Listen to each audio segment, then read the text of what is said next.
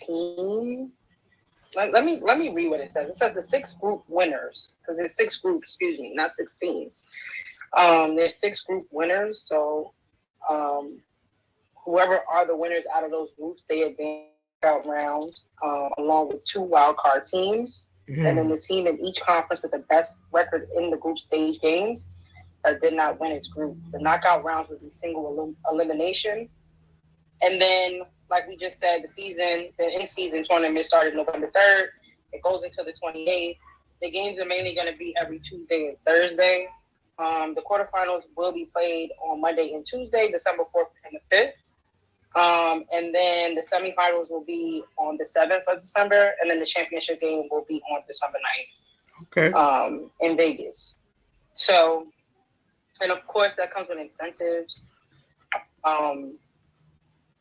Players on the team that lose in the quarterfinals, they get $50,000. Players on the team that loses in the semifinals, you get $100,000. And then players on a team that loses in the championship get $200,000. And then players on a team that win the championship get $500,000. So it's just, extra bags. Show me the money. Men are already getting this money. So, yeah, it's definitely a great incentive. And then, yeah, like you said, I think that's a great point. Like, having this tournament available very early on so they compete hard. You don't have to wait till the playoffs to, right. see the competitiveness kind of. Yeah, I think that's your whole gripe with the NBA. Like, it's not competitive at all. So I think this is a great thing for people like you who wait until the playoffs to actually watch the NBA. So yeah, that's definitely me, y'all. I love college basketball, and I'd rather watch college basketball over NBA basketball any day. But yeah, I guess I'm the target audience for this go around. So yeah, we'll see how it goes. But shouts to the NBA. No worries. Yeah, come on, And I was listening to a podcast today, and they said the same thing. I think that is a overall feeling, and I don't think that the NBA did a really good job with viewership during the All-Star Weekend last year, which also probably prompted them to do this in-season tournament. Right. I think the viewership of during the All-Star Weekend has been low for the past few years in comparison to the viewership and the stats for the last 10 years. Right. It's been extremely low. Bowling Out Loud said, I can't tell my girls to watch the NBA to learn anything. Yeah, I don't advise that. And I'm glad that you feel the same way. Yeah. It's not happening. But yeah, the in-season tournament, I think will hopefully it'll turn things around. For the NBA, we'll have to see. Yeah. For sure. So make sure y'all checking out the in-season tournament for the NBA. They actually have changed the courts to denote that night is for the in-season tournament. So if you see a different court or you see courts that look fire. Some of the courts were kind of like eyesores, I feel like, and some of the courts were good. Chicago was bleeding red. Yeah, it was a little intense for me. I was like, okay. A little too intense. But yeah, I'm hyped that they changed the design of the courts to kind of symbolize the in-season tournament, but a lot of them were a little hard on the eyes for me, but who am I?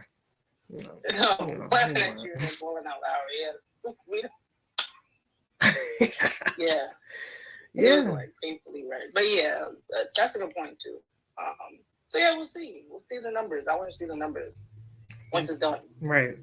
We'll see the viewership numbers and all of that. But rolling on along until the topic that we really want to talk about.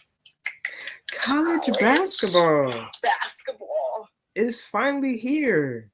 Tomorrow denotes the first official day that college basketball starts. And it's pretty fire out the gate, right? Tomorrow we have South Carolina and Notre Dame competing, and they in Paris. International. Okay. It will mark the first time an NCAA regular season basketball game has been played on Parisian soil. It's always been my mission to break barriers and provide opportunities for my players to have life-changing experiences, said Niele Ivey. She is the head coach of the Notre Dame women's basketball team.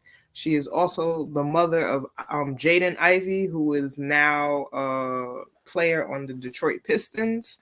So she took over after Muffet McGraw left. So really, really, really important program to women's basketball history, if you want to say, like Niele Ivey. No, that's a fact. Niele Ivey is just, I think she's doing after she's taken over the reins for Muffet McGraw. We've seen Olivia Miles kind of, she got hurt towards the end of the season last year, so I'm really excited to see her kind of come back and get back into her groove. Yeah. And then I'm also excited for Hannah Hidalgo. Yeah, that's what I really want to see. Right? That's what I'm trying to see this season. I'm saying right now, y'all can say it, that I'm saying it right now. I believe Olivia Miles and Hannah Hidalgo will be one of the best backcourts in the NCAA within the next 2 years. I don't got no retort. Right. So I'm gonna just put it out there. It's gonna be an interesting season for sure. I'm gonna put it out there. And I'm also looking at South Carolina too, right? Camila Cardozo, that's my girl. That's Brittany girl. I'm gonna throw that out there. Cardozo is Brittany's girl. I mean, she's a great player though. So definitely, I mean, she was killing this summer, putting in work this summer. So definitely excited to see how that transfers over to this season and how she's going to dominate. I do also want to say, since you're talking about South Carolina, Raven Johnson, Brittany says she's been working on her jump shot. It was kind of tough to watch last season, at least for me. Right. South Carolina was struggling on the perimeter last season. They didn't have a lot of shooters. Right. I think they actually had received the transfer. I can't remember her name right now. She's a shooter though. Right. Which is gonna help Cardozo, the girl, get the ball on the block. Yeah, they were struggling real bad. I don't have the percentage, I don't have the numbers, but just watching, I can see it. But Raven Johnson, Brittany said she's working on a shot. I believe they have some transfers through the transfer portal that are coming in. That's going to also be able to assist them on the perimeter, which is going to make it a lot more easier for Cardozo to move on the block, and then also for them to not have to just lean on her primarily on the block. They'll have other options on the perimeter.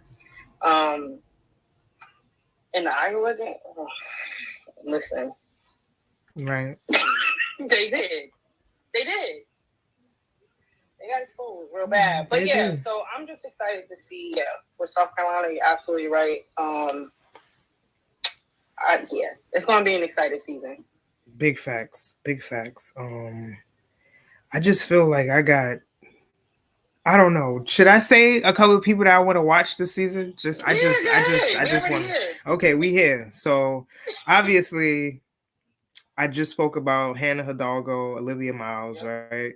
I'm looking forward to seeing, y'all know how much I hate UConn, but I'm really looking forward to seeing Paige get back. This is her comeback season. They're gonna be tough. Right? They're gonna be tough this year. Brittany don't like UConn, but that's because she played Rutgers. At Rutgers, she played against them, so I understand that. But the UConn we saw last year is not the UConn that we're gonna see this year. Facts. They're tough. Yeah. So, and the crazy thing is, right? The UConn was struggling last year, and they still won the conference championship.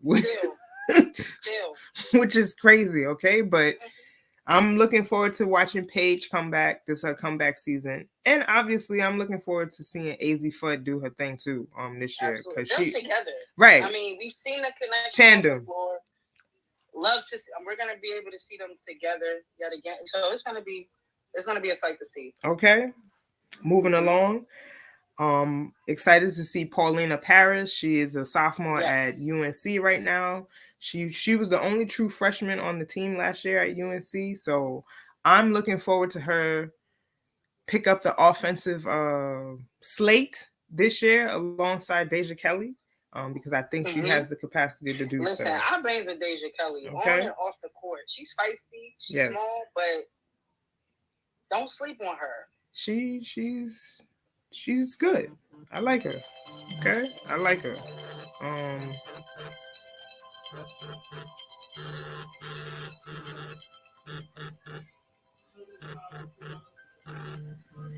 Can y'all hear me? All right, you back. Okay, because somebody was calling me. That's all right. Okay. Another one, Audie Crooks. She also wears number 35. She's at Iowa State. She's a freshman. She's a 6'4" solid body. Okay. Last year I seen her going viral on like the ESPN reels and stuff like that.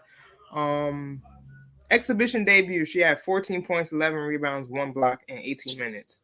So I'm looking forward to watching her play as well. Kayleen Schmeichel, she's a sophomore on Rutgers. She averaged 17.9 points per game last year for Rutgers as a freshman. I think she's going to average a little bit more this year because she is like sneaky. Like she is a sneaky scorer. She's more like a swingman too. So I'm looking forward to her doing her thing and leading Rutgers this year. Who else? Zoe Brooks. A lot of people may not know this young lady. She's a freshman at NC State this year. She's from Plainfield, New Jersey.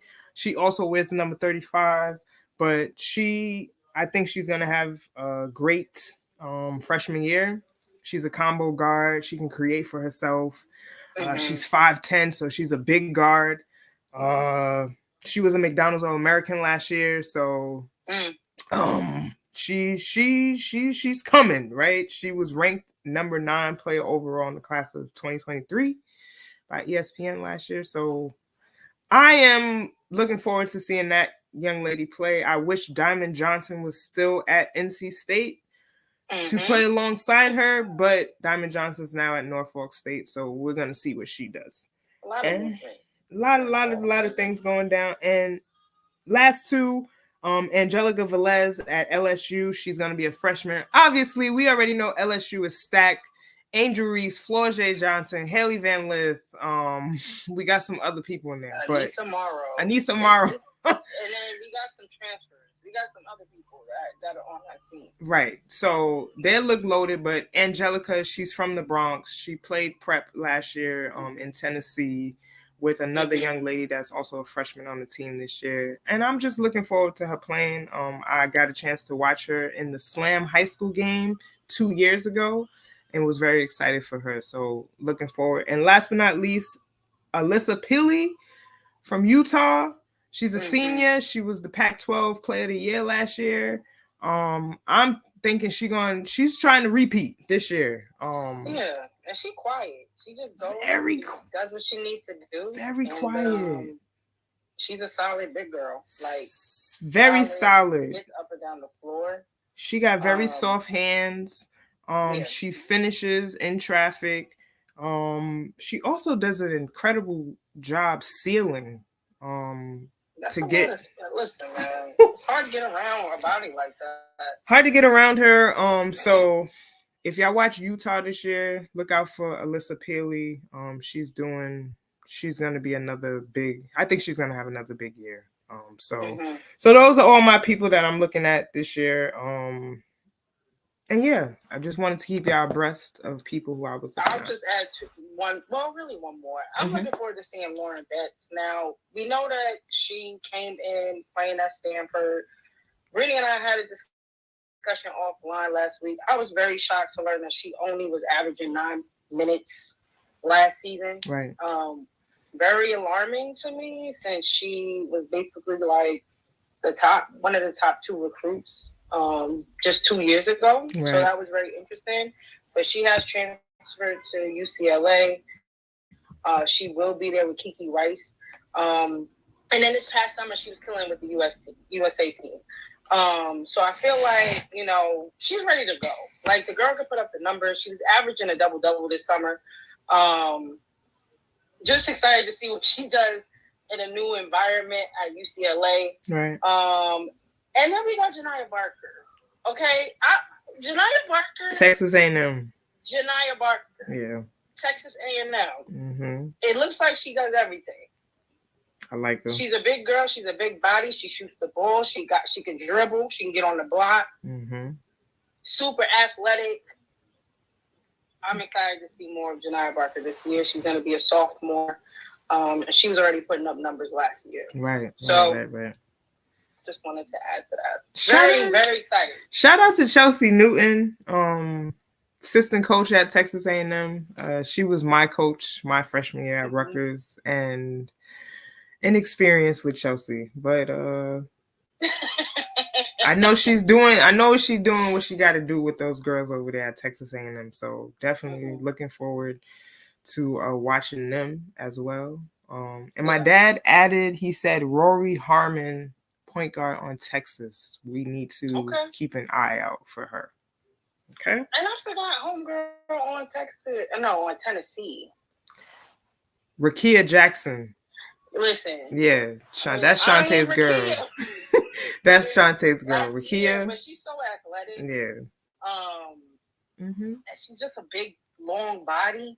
But she's super competitive, and they're actually playing right now. Just to kind of roll into that real quick, Tennessee is playing Team USA right now as we speak. And yeah, Team USA, they're preparing to, play next summer in Paris. And I'm very excited to see how this ends up. This is an exhibition game, obviously. Team USA will be playing other teams too. I think they play Duke next. They play Duke November 12th. Right. And then they have training camp as well. So I'm very excited for this season. Like, it's going to be such a great college season. Facts. And it starts and we'll be tomorrow. Every week. Right. Like, facts. We're super ecstatic about it. So, yeah. Big facts. So we're going to be here tuned into college basketball. Make sure y'all follow 9450. They're going to be doing, NBA and college basketball as well. So, follow us. We're going to keep y'all abreast. It's going to be a real crazy season. Nah, it's going to be a lit season. Right? Okay? It's going to be a lit season. Very lit. Okay? So, And we pulling up to some college games this season too. So y'all going to see us at some games. For sure. All right? For sure. You feel me? All right. But yeah, this is a big deal because we spoke about this lady, Liz Cambridge. The Twitterverse went crazy when this was announced, but your girl Liz is going to China on a 3-month deal for $1 million. $1 million. She's going to China for 3 months to get $1 million for $1 million. How do you feel about that? This is a conversation. I mean, this kind of rolls into like so many other topics like that. WNBA, y'all gotta say it. WNBA, we gotta step it up. We gotta step it up. She's going, okay, let's just put this into context, right? She's going overseas, she's going to China for $1 million for 3 months, right? So that's basically kind of like around $300,000, upwards plus per month, right? Cambridge left the WNBA in July 2022 after she had a fallout with the Los Angeles Sparks. It was spicy over there, so. The Supermax salary for the WNBA in 2024 is going to be $241,984. And that's the max. Like, again, I think key word is max. Max. Okay? Supermax. Supermax. Supermax. So Cambridge is allegedly getting more for her bang, and even in less time. Yeah. Look, man. What I will say is, yeah, the WNBA, I gotta catch up, and I think that this past season, we're like, at least for me, I felt some type of urgency, a little sense of urgency from the WNBA. Like, let's get it together. Like, let's get some forward movement on some things. We just, we see the expansion. We didn't have this on the discussion list, but it fell through with Portland. Right. WNBA was supposed to expand to Portland as well. That's no longer happening. I guess more of you were revealed there. Right. But just there's been a lot of movement with the WNBA this past season, which is great, right? For those women, it's been great. But at the overarching thing is just like they're also trying to compete with college athletics. Like the collegiate space is moving so fast, so rapidly. Every week, there's conversations about NIL. Every week, there's conversations about, I don't know, a new case, new athletes now filing lawsuits against the NCAA for Brett or for something else, for violating antitrust laws. There's a lot of movement happening right now in collegiate sports. And there's a lot of conversation being had. Like a lot of, reporters are coming up to your Angel Reese's, to your Caitlin Clark, to your Liz Cambridge, even though she's not in, playing college basketball anymore. The conversations now are about money. Right. It's about money all the time. Angel Reese, she's getting to the bag. She's been getting to the bag since last year. She made it very clear that she's in no particular rush to get to the WNBA. Because there's no money there.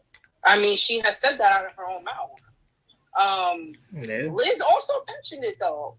Liz said, why would I want to go into the WNBA when there's no money there? We're not going to play overseas and get to the bag. And I hope that it doesn't get to a situation, like we don't get to a situation where these women are saying, like, bump the WNBA. I'm just going to head overseas because the bag is over there. Like, the bag is nice, but I'm pretty sure these women want to play at home too. Right. They don't want to be over there. Right. I don't know. Like, the WNBA, I don't know. They got to come up with, and let me also say they are trying to make forward progress. Like, they're trying to make progress. Right. I don't want to dog them, all the way out. But when you see this in the paper or on social media, that Liz is getting $1 million in 3 months. Right.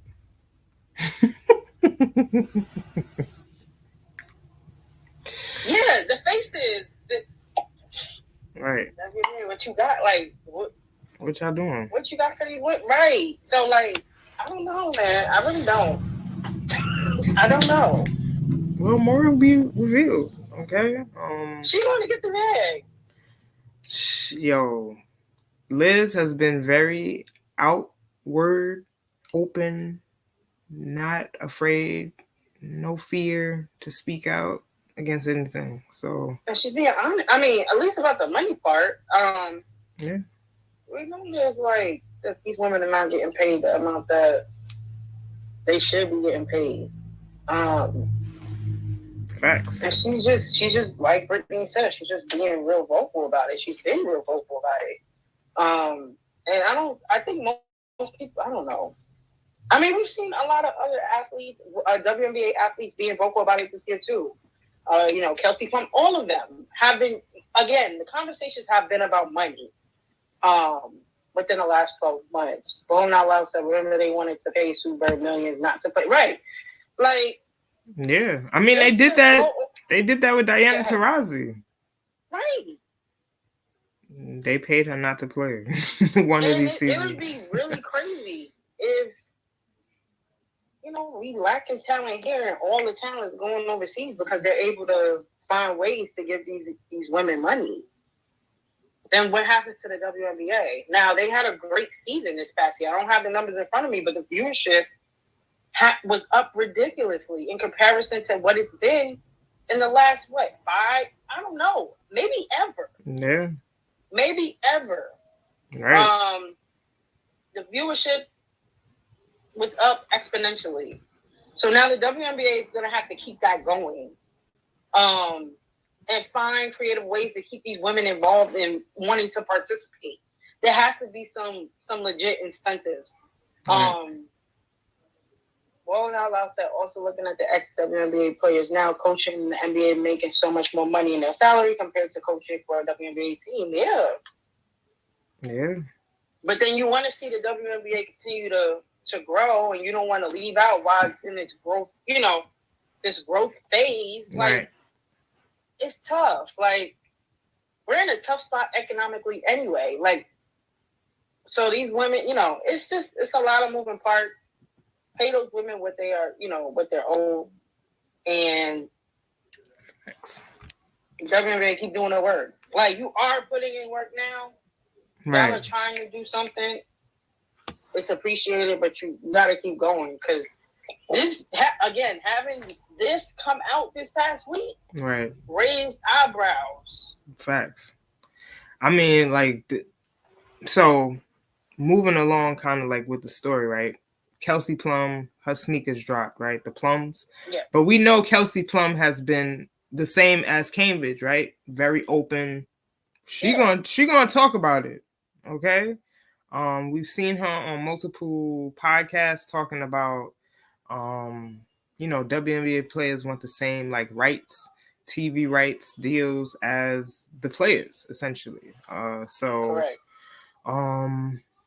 This is an ongoing, continuing conversation that we're gonna be having.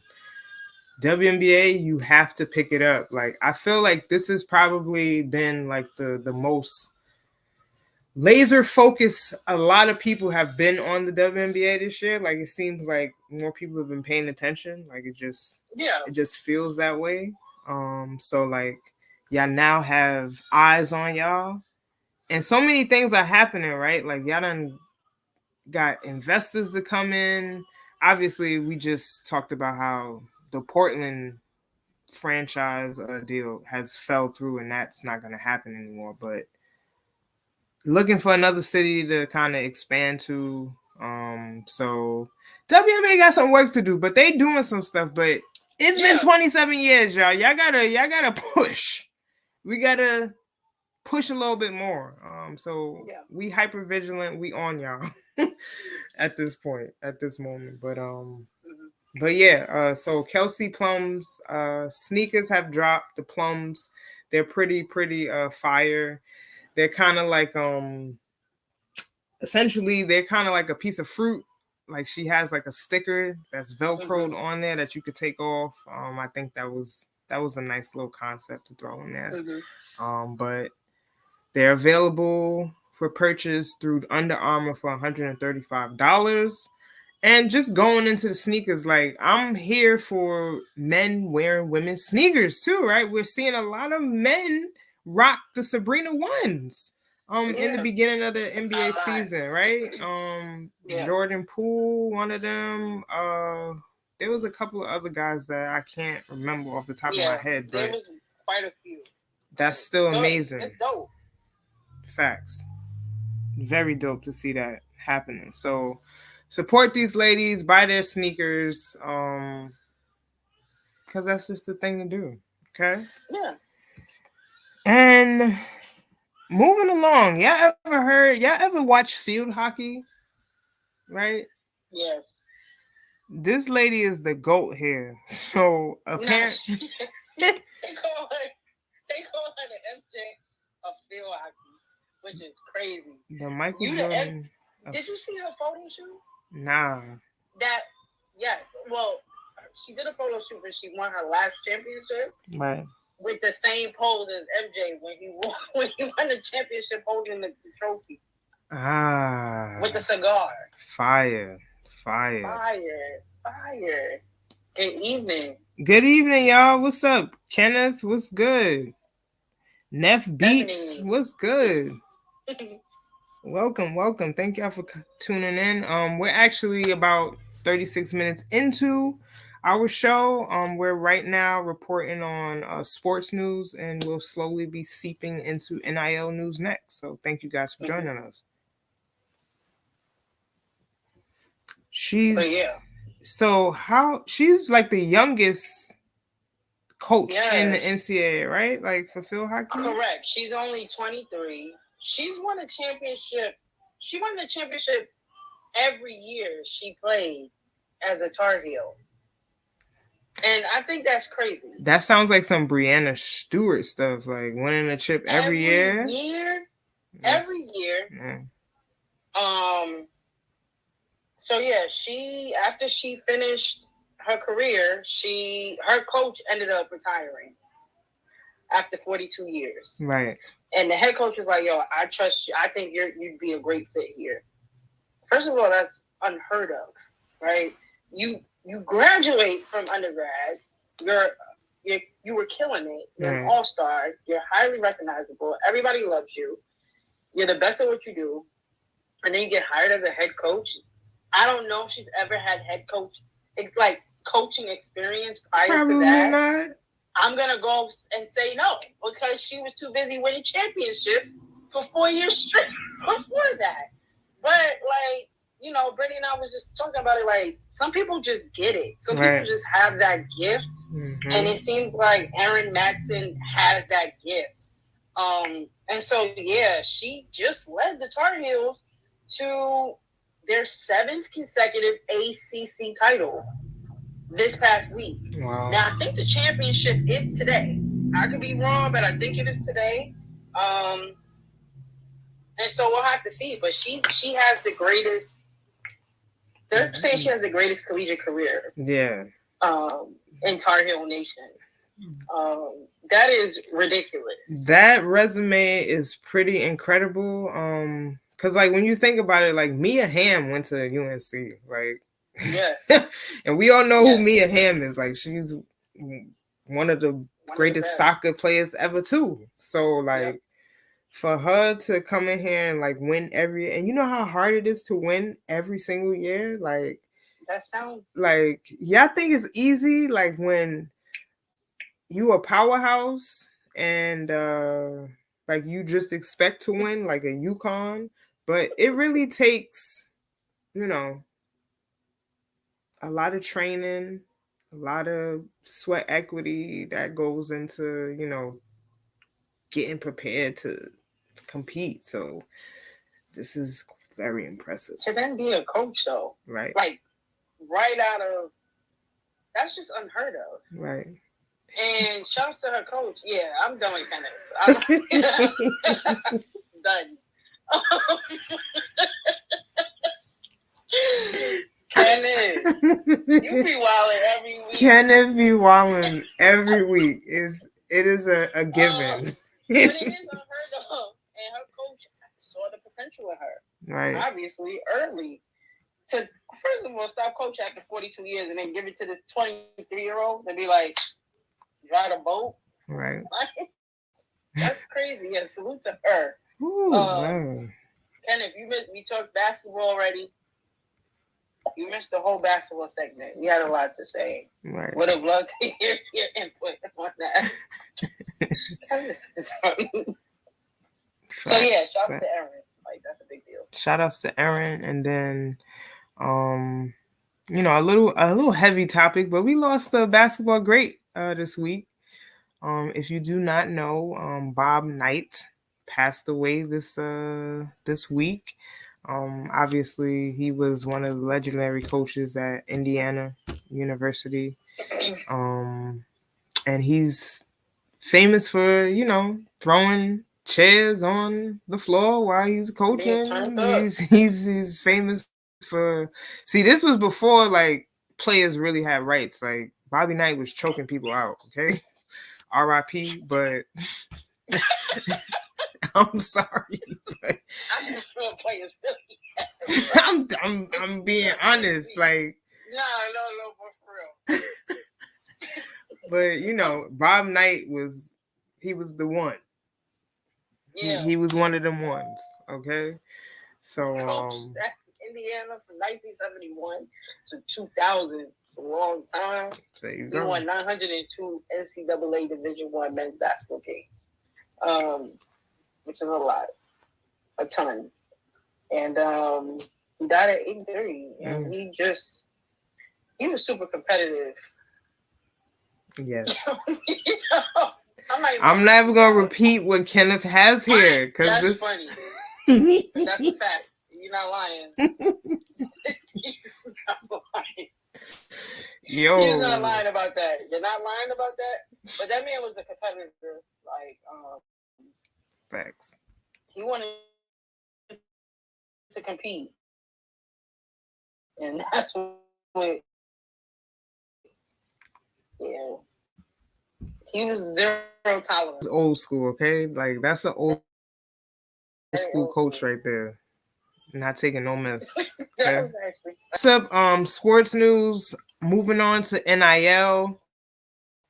So we wanted to kind of relay the top 5 NCAA women's basketball NIL valuations because we felt like it was necessary. And the crazy thing is, starting tomorrow, it just makes sense. Right. The crazy thing is, we got 3 players from the same team are in the top 5. All right. That is LSU. Okay. So number 1, this is from the greatest to the least. Angel Reese is sitting at number 1, $1.7 million valuation. Then you have Flau'jae Johnson next at $1.1 million valuation. Then you have Caitlin Clark from Iowa, $764,000. Paige Breckers at $643,000. And then you have Haley Van Lith at $562K. If we're not saying that this is life-changing money for collegiate student athletes. Yeah. Life-changing. And I'm just interested to see how their valuations fluctuate throughout the season. Right. Just reported on, Angel Reese. She inked a multi-year NIL deal with Reebok last week. Mm-hmm. The girl been busy since last season. And yeah, LSU is a powerhouse. They are a powerhouse, even outside of women's basketball. They are a powerhouse, an NIL powerhouse. Very interested to see how Haley Van Lith comes in and how this may increase her valuation. Right. And I don't believe Anissa Morrow was on there, but I'm pretty sure she too will be affected in the most positive way due to transferring to LSU as well this season. So, shouts to those young women for just doing what they love to do and then reaping benefits from just doing what they need to do on the floor. So that's it. We're going to see them turn up this year. All 5 of these ladies on this list. Turn up. I'm excited to see it. All of them. And then kind of moving along, like things that we're like keeping an eye on in this upcoming like women's basketball season from an NIL standpoint, because we already know they're going to be competing out the gate, right? So some things that we really want to keep an eye on. Number 1, viewership, right? We think viewership will continue to increase, which means that essentially is more visibility for these girls, which will probably in turn lead to more NIL opportunities for them, right? Mm-hmm. So I think that we're going to see more record-breaking numbers absolutely this year. And I'm hoping that can also translate to more ticket sales for these ladies at these schools. So, yeah. Anything else you want to say about viewership? No, I mean, last year the women's final drew nearly 10 million viewers. which is crazy. And that marked an 103 increase from the 2022 championship game.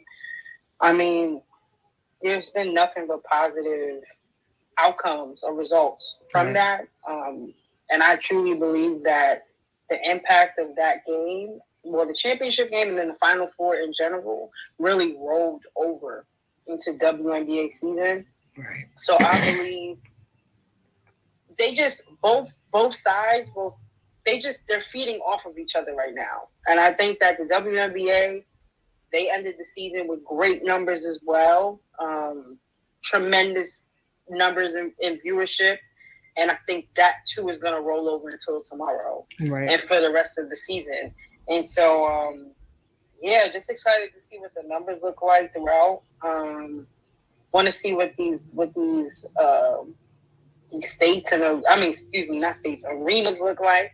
How many people can pack out these gyms in this season. But yeah, I think it's just going to continue. They're going to feed off of each other. The WNBA and the NCAA women's basketball, they're going to feed off of each other moving forward, I think, if they do it right. So okay. All right. Well, yeah. That is that. And then we got something else we were going to keep an eye on. We reported this a couple weeks ago with just non-resident or non-U.S. citizens now being able to receive an opportunity to participate in NIL deals. That's going to be a huge game changer. We've personally spoken to a lot of coaches a few months back and how one thing that we took away was that a lot of coaches are now looking overseas at players, which is interesting, which is, I think, different from when we played in college. That's number one. And then number two, a lot of overseas players are wanting to come here for opportunities. Right now, non-resident or non-U.S. citizen-based student athletes can't monetize their name, image, and likeness because that actually affects their immigration status. However, they are working on laws to change that. And I think that that's going to obviously bump up just NIL participation, because I did read last week that only 26% of student athletes actually engage in NIL participation. It's still very low. We're still very early. Right. A lot of student athletes are not doing that. But I think that we'll see a bump in that number as legislation continues to change, and so that many other student athletes can participate and educate themselves in order to participate. So, looking forward to that. Okay. And then policy changes. We talked about this before. The NCAA is really pushing for a federal bill that kind of, there'll be just there'll be one federal law to direct NIL dealings. That has yet to come to pass. There's a lot of lawsuits happening right now, a lot of cases happening right now that may change the trajectory of just collegiate athletics as a whole. There's a lot of talks about maybe players should be considered as employees. That's going to bring a whole different zoo in itself, because then they'll be able, when I'm saying them, I'm talking about student athletes, they'll be able to participate in revenue sharing, which is a whole new world, and a whole new bag, for these student athletes to kind of engage in. So yeah, just very interested to see how this goes. And I wrote down that many college athletes have a market value that exceeds their scholarship. And I think that these student athletes now understand that, right? The scholarship, okay, cool. I'm worth a lot more than that little scholarship money. Right. I'm owed a lot more. I need a cut of what the school's getting.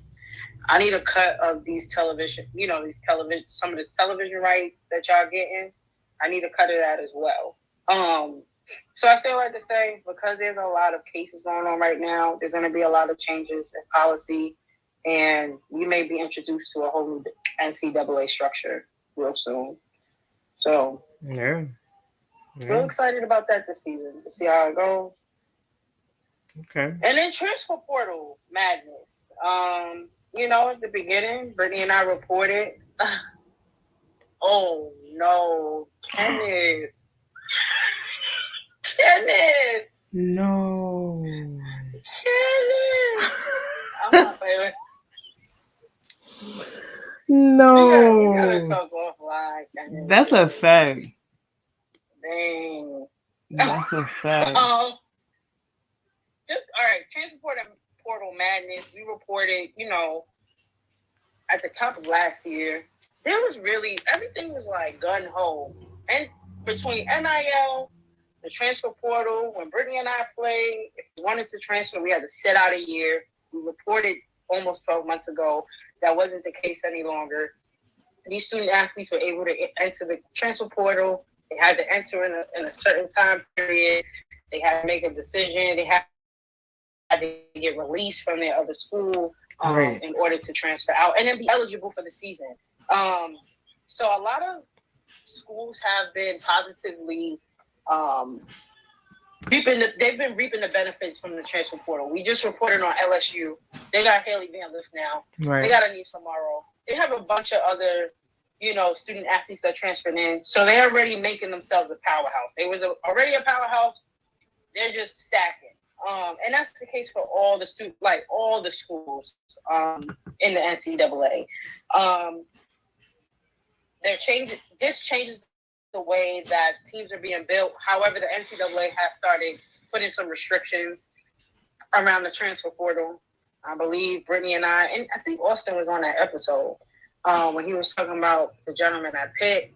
Correct. And how the NCAA started putting some restrictions in play, like when you can transfer, how many times you can transfer, under what conditions you can transfer and then be eligible to play that upcoming season or the same season.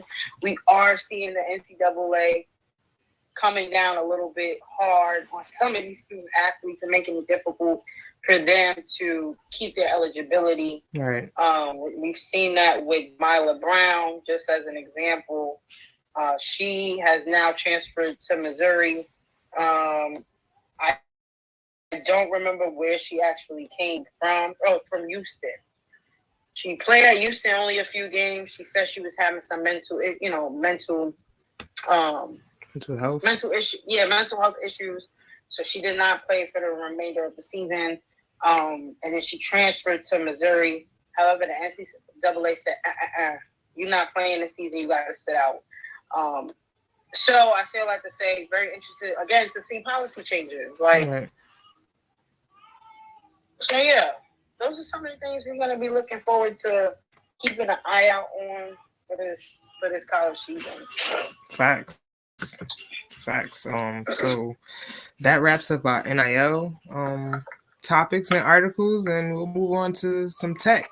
And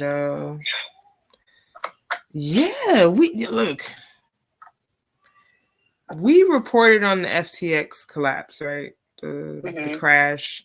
So it's finally come to pass. Sam Bankman-Fried has been convicted of fraud. The founder of FTX. He could face more than 100 years in prison after being convicted on 7 charges related to the collapse of the FTX empire. He was convicted of wire fraud and conspiracy to commit wire fraud against FTX customers and against Alameda research lenders, conspiracy to commit securities fraud, and conspiracy to commit commodities fraud against FTX investors, and conspiracy to commit money laundering. So, when you do dirt comes to the light. So I didn't think that was going to happen. Right. Because we know what happens when this happens. Okay. But happy is happening. We're just going to see how it progresses and moves forward. They still got some time to figure something out. So I'm not too staunch on this happening right away. Yeah, I don't know. But the judge that's on this case is kind of he's not playing with with him at all, from what I understand. So it could get ugly. I think he is going to sit down, but they're saying anywhere between 20 to 25, which would still be a lot. Right. 20 to 25 years? But you did a lot. Right. You're doing too much. He thought he could get away with it, so. I mean, yeah, most of them do. So. They do. But he may go down under. So we're going to keep an eye on that. Moving along. As we always report on artificial intelligence, Elon Musk, the CEO of Tesla and SpaceX, predicts the end of all jobs. What is he talking about? Well, he just gets the job right here. Yes. Yeah, I'm done. Again, Kenneth. Elon Musk. No, he's just saying AI basically going to take over the world and take over all the jobs. Like, the AI is essentially going to outsmart the smartest human being. And the Google AI exec, his name is Mustafa Suleyman, disagreed. He was like, well, let me tell you what Elon said. He said, for the first time, we will have something that is smarter than the smartest human. It's hard to say exactly what that moment is, but there will come a point where no job is needed. You can have a job if you want to have a job for some sort of personal satisfaction, but the AI will be able to do everything. And we're kind of seeing that kind of taper in that way. If you already got OpenAI, right, and all these other AI tools, you got Google. Google's, everybody's been using AI, but it's been steady increasing in how it will affect you, or trying to just make tasks easier for human beings. Right. Let me take this off your plate. You don't have to use so much brain power. But yeah, that's essentially what he's saying. But yeah, the Google AI exec was like, yeah, I don't think that AI is going to take over every job. And he basically said Musk is bugging. He said Musk is not, like, he only deals with cars.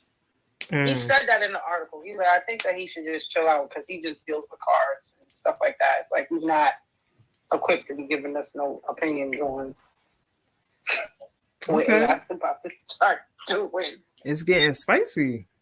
Very spicy. Yeah, I mean, it's a possibility, like kind of say. It's getting spicy in the AI sector. And it's going to continue to get spicy. And yeah, kind of, it's a possibility. Okay. We already saw AI doing, like, what we said, making pizzas, and we reported on that. Yeah. At the restaurant. With no people. Yeah. So. Wow. Okay. Well, I mean, this debate is going to continue to go on, and yeah, it's going to be very interesting to see. So. Yeah. And that wraps up tech for us. And our last article, in the business of culture, our good guy 50 Cent sponsored a Welsh's girls soccer team's jerseys and tracksuits. Yeah. What is it? G Unit? Say that again? Is it G Unit? Yeah. G Unit. And he gave away kit and tracksuit, club tracksuits, featuring his name and that of G Unit across the front. And the team is actually wearing it throughout the season, and they were so excited. The team, they were very excited that he did that. Yeah. And yeah, I don't know what made him actually want to do that, but apparently, like, other celebrities are invested in Welsh football. Okay. Which is interesting. But yeah, shouts to 50 Cent. I hope that not more athletes, but more celebrities get involved in supporting women's sports in different ways. So this is fire. Right. I love 50 Cent. He's always ahead of the curve. Like, so Shout out to 50. Shout out to 50 Cent. Use a window shopper. Mad at me.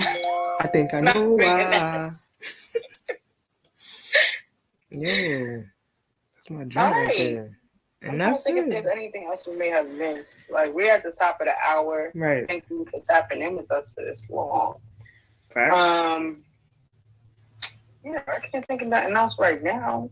I think we hit everything. Yeah, I think we hit everything. As always, follow us on all platforms, 21 Titles, 9450.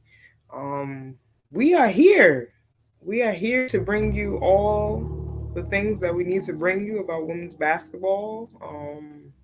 Very excited about tomorrow. Tap into the games tomorrow. Right. Tomorrow is the beginning of the season. It's going to be a very good season. It's going to be a very competitive season. But you just sent me something with LSU and Colorado. Right. Some people, go ahead. Some people feel that LSU may start off 0-1.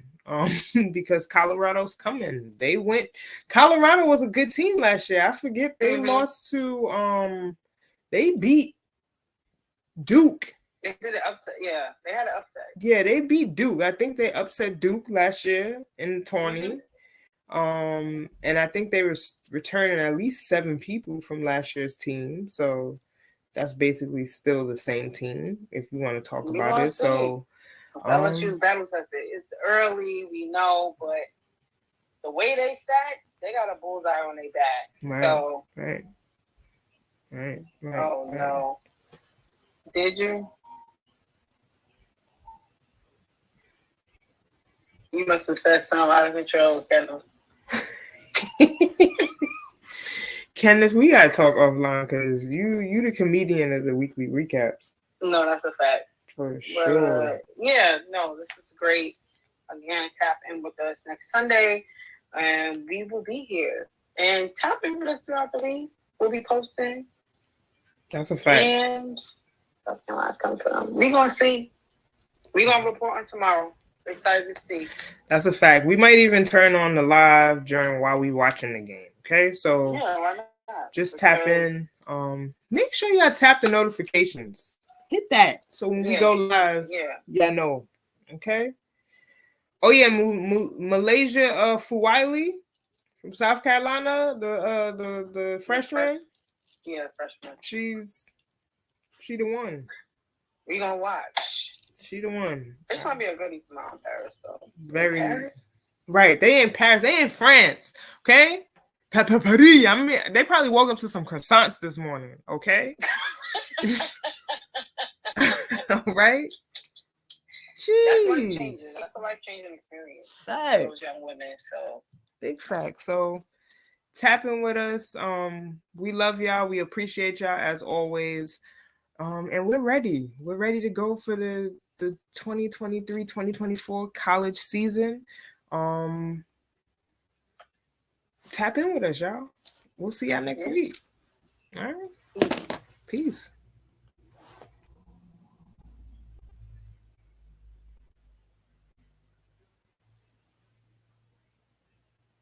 Okay.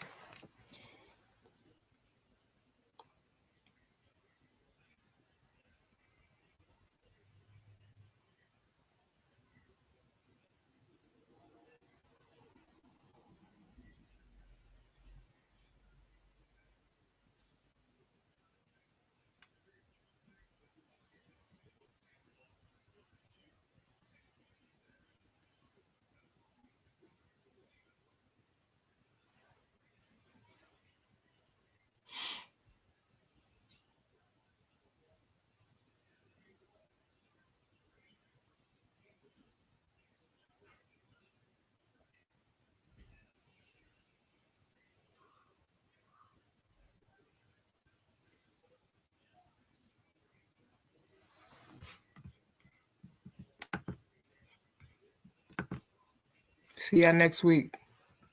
Tap in.